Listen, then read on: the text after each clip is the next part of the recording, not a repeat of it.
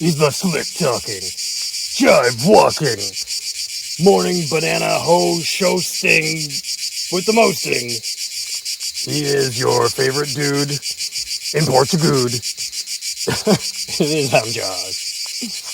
Hello, everyone. Hello. Hello out there. Welcome. Welcome to the Morning Banana Show. It is June 19th, 2025. My name is Adam Josh. I'm here in the hillside of the Algarve in Portugal between a couple bananas that we planted together here. And you guys have been with me through it. And we're all kind of going through it today. Desiree made a sandwich for Tyler. He didn't eat it. She made me a sandwich. And of course I have a banana from Madeira. I have a coffee here that is a dark roast in a French press. And I have some creamer here. This is Alpro vegan creamer. I whipped it with an IKEA whipper. And a coffee cup that my son gave me on Father's Day, or Feliz Dia do Pai, aqui em Portugal. Eu vivo a Portugal, meus amigos. Esta canela, falar inglês, cinnamon. Falo português, canela. Está em Portugal. I hope everyone is doing good. Benvindo. I hope you are all doing well. Bom dia. Good day to you. Clearly, I have been in Portugal for a minute. What you're hearing is cicadas, which for somebody that has tinnitus and has had tinnitus since my teens, this is like music to my ears. You might have heard me whine about it before, but the frequency that I hear in my ears as a result of playing in bands with no ear protection is about 10,000 hertz frequency. So if you go on YouTube and type in 10,000 hertz frequency and then turn it up, you can hear it. It's a sustainably annoying high-pitched frequency. And I hear that at about a 4 all day, basically. Sometimes it gets louder, but for the most part, it's a 4. I am wearing one of the shirts that you can order from my shop, the Printify shop, or my website. Do not reincarnate. I just redesigned it and relaunched it on my own platform. So if you want to order it, it's actually a discounted price and it supports the channel. I get a little bit of a kickback from Printify. Let me take a sip of this coffee. So it's June 19th. Man, that's good coffee. I need that. Go for another sip. I have watered all these plants already today. So the bananas, Divani here, and Dahlia in the back, and Taja in the front, and then we have Banana Bill, Lil Kim, and Keith here. They're all doing really well. This kind of has slowed down, and I think Divani slowed down because she's giving her life to Taja and Dahlia. That's my opinion. I'm really hoping that we see the male flower come up through here. And have you seen Thanos? Look at this. Thanos was a tiny apple seed in an apple that we found that had a tail. And now look at him. He's literally taller than I am. Sometimes things just want to live. And if you've been watching my X live, sometimes I do this frequency of abundance thing, kind of tapping into the frequency of abundance. And I recommend that you do that. I'll give you a little sample. Tapping into the frequency of abundance. Here's how we do. You start thinking of all of the things that are abundant in your life, and you kind of get into that frequency. Like, I have an abundant amount of soil here. I have an abundant amount of green in my vision here. There's an abundant amount of chemtrails in the sky. I am abundant with olives. You get into that frequency of abundance. Here in Portugal, when you look at the ocean, you feel abundant. I need that. Some people need that because we're taught this other thing that we're running out of everything. I did a calculation the other day. If I was to try to store all the crude oil that's being shipped around the world, not in a year, but just today, in one day, how many of the 1,000-liter barrels that I have would I need? And Grok and ChatGPT were saying that I don't have enough space on an acre to stack them because they would be stacked into outer space and completely full of just crude oil, and obviously gravity and wobbling would pull it all down. Come on, flies.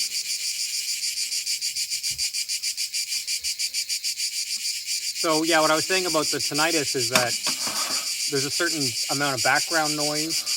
This is a bit much, to be honest, but there's a certain amount of background noise that masks the tinnitus, and then you don't notice it.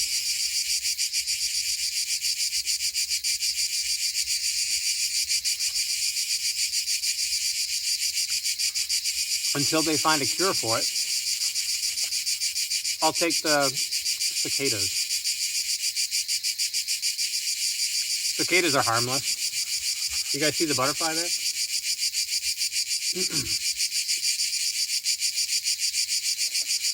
I know a lot of people are probably wondering what my comments are on the Iran-Israel situation. Some people watch my Morning Banana Show for lighthearted commentary in the morning. And full disclosure, I woke up, I watered all this stuff in the farm, and I'm having my coffee and my breakfast with you. Instead of having it with the family, sometimes the kids have breakfast first. But whenever I do the Morning Banana Show, I'm having my breakfast with you, just so you know. So sometimes I say things and I watch it back and I'm like, I don't remember saying that because I'm still waking up.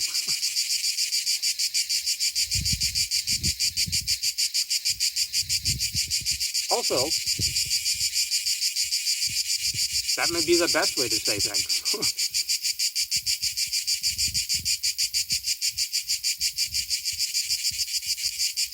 I think a couple things we can gather from the ether here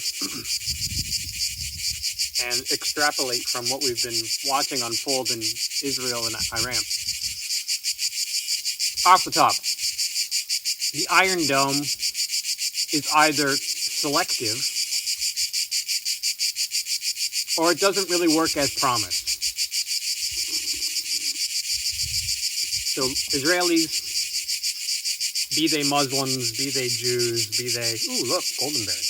Leftover goldenberry or physalis from yesterday. Oh, I'm going to eat that. That's from our farm, right here. We have a couple... Oh, wow. We have a couple goldenberry trees. That's so good. If you've never had goldenberry, there's few things that I love more than goldenberry. Pineapple guava and good mango, maybe.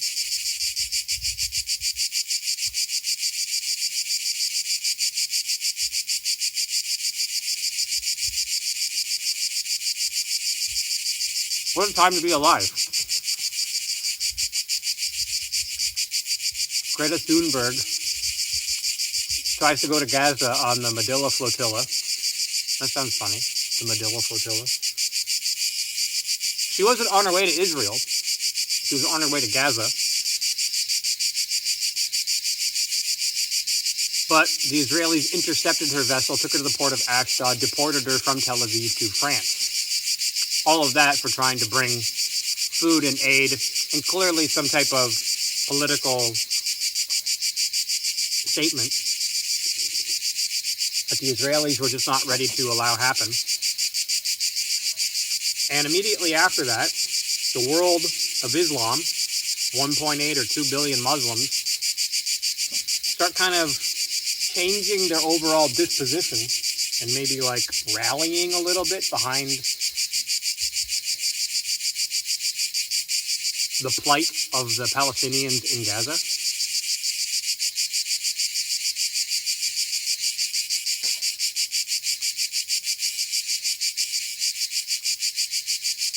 If you know any like geopolitics, Iran has been on the back burner for Hillary Clinton forever.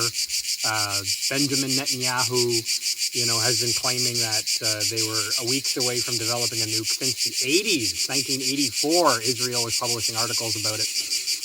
And then CNN recently compiled a list of all the times Benjamin Netanyahu himself was talking about, since the 90s at least, since Iran was about 2 weeks away from getting a nuke.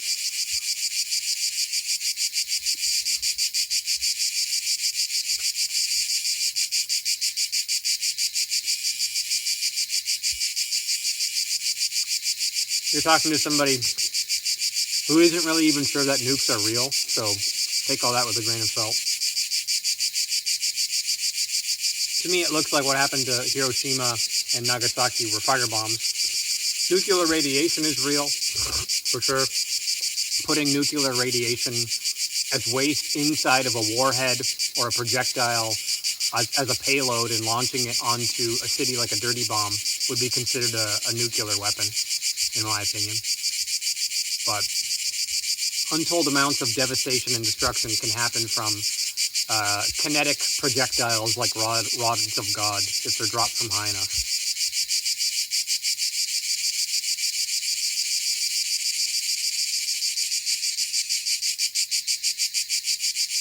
Think back to cannonball days. War was fought with cannonballs. What are cannonballs? Balls of metal. They did a great job. Imagine, they did a great job, but you get bigger and bigger, and you make the balls out of nuclear waste. You can imagine. The bigger the bomb is, the harder, the more damage, right?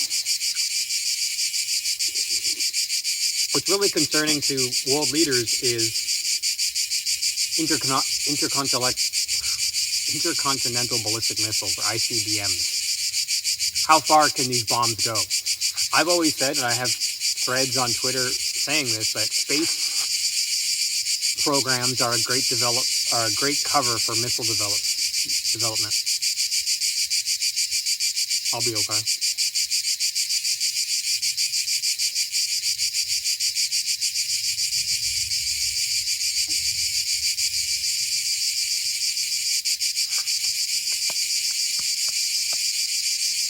So a bunch of the Iranian rockets in the sky kind of looks like Elon Musk launching Starship and all his satellites, right? And your brain is like, wait, no. Elon Musk launches satellites into orbit. They're launching missiles. And you start to realize, as your fuzzy brain pieces it together, this is the same thing with different payloads. And that's why space programs have always been a great cover for missile development. You follow what I'm saying? You're funding money to NASA, but they're using it for missile development and CGI.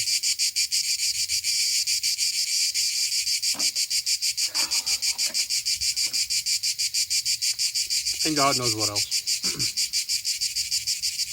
Anyway, so one thing we can extrapolate is the Iron Dome is either selective at best, which I've heard rumors that there's certain spots of Israel that the Iron Dome doesn't work.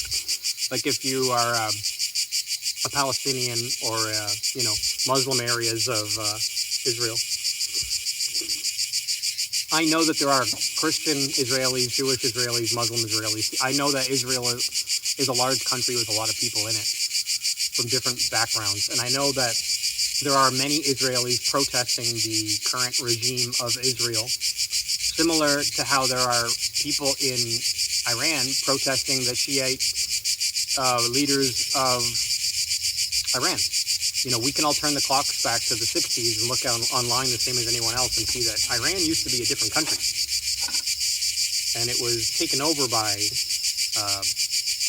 apparently, radical Shiite Muslims. And slowly the demographics and the landscape of the country changed.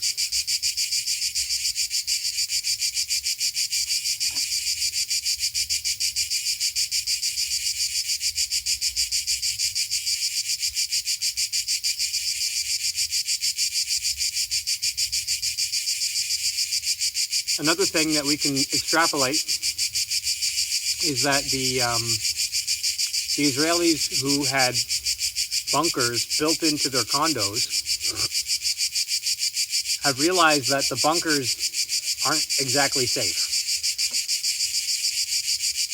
So this is a construction issue, and it basically, it's a familiar story for me, being in having been in the construction industry, that a construction guy will sell you something.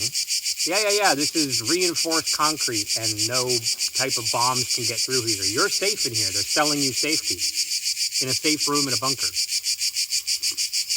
Well, as it turns out, the Iranians are firing missiles into Israel that are completely penetrating these bunkers. And so there are men, women, children inside of these bunkers waiting until the worst is over, and they died waiting.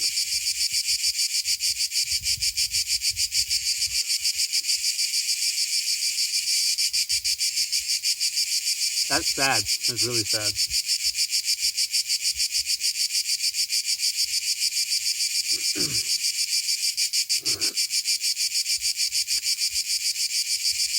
But we're not in Israel. I've never been to Israel. I don't know if I ever want to go to Israel now. I used to want to go to Israel when I was in my 20s. I even wrote a song called To Israel.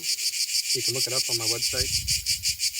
I went to Bible college and I studied eschatology. So when I talk about Israel and the Islamic community, if you sense that I have a kind of a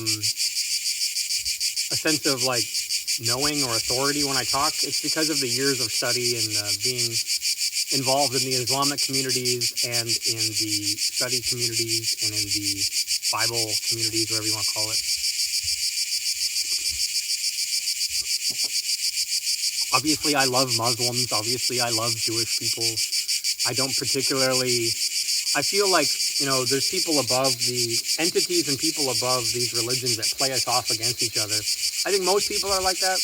Most people just get along and love everybody. Muslims and Jewish people have gotten along for ages, and they've also fought for ages. When you see a plane going over your head and it's full of Muslims, they don't all want to kill you, and all the Muslims don't think the same. The same as if there was a plane of Israelis or Jewish people flying over you, the Jewish people are not going to be the same, and they may not all want to kill you.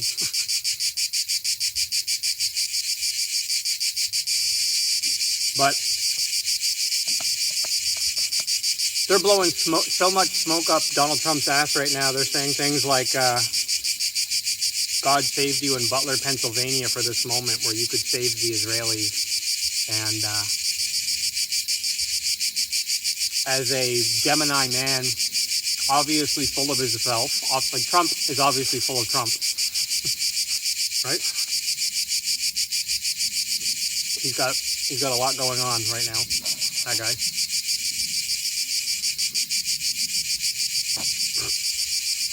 I think as evidenced by the evacuated military bases in Qatar and the incoming and inbound battleships, cruisers, destroyer-class battleships and aircraft carriers coming in from England and from America. I think obviously you can see the positioning is pretty ripe for a false flag to happen on any one of the bases and just say, okay, well now we have galvanized the West's involvement because of this false flag clearly perpetrated by the Iranians and definitely not us with dirty bombs on our own bases. Absolutely not.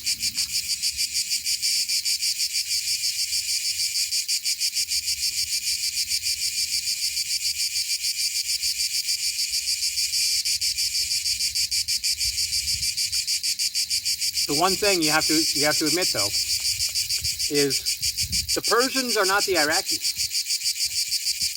Where the Iraqis fought, and it went on for years, against foreign invasion and whatnot, Iraq had their own issues, but they didn't have anywhere near, in 2004, during the shock and awe campaign, they didn't have anywhere near the type of defense that Iraq has. So whoever thought that it was going to be a cakewalk was sorely mistaken.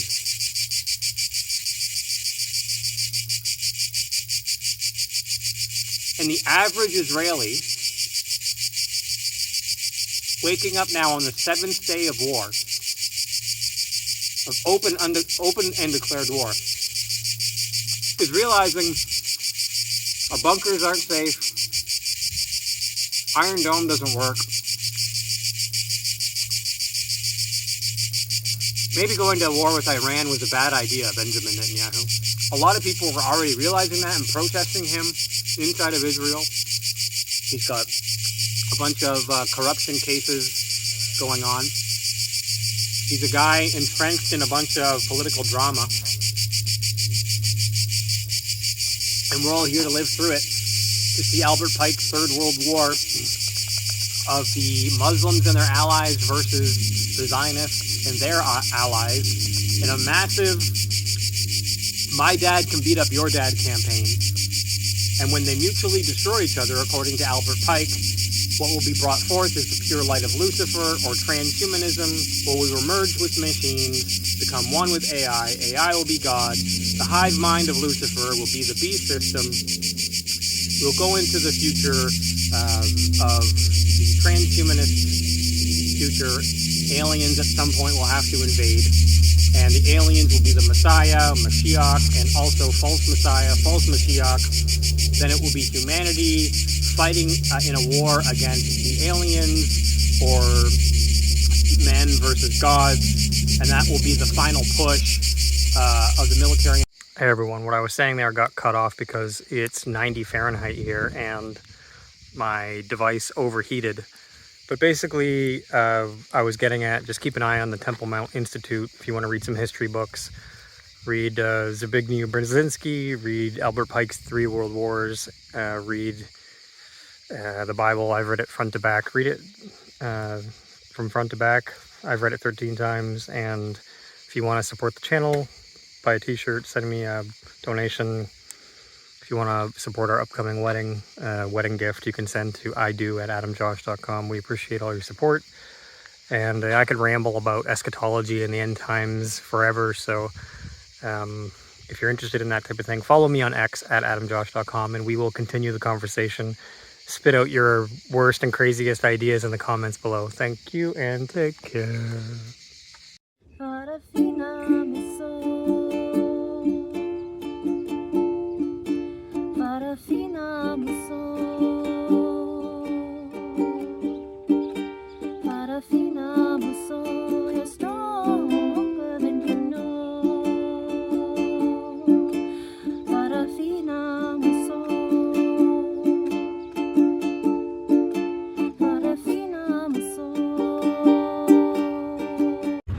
Are you tired of reincarnating? Me too! Now show the world that you don't want to reincarnate with this Do Not Reincarnate t-shirt!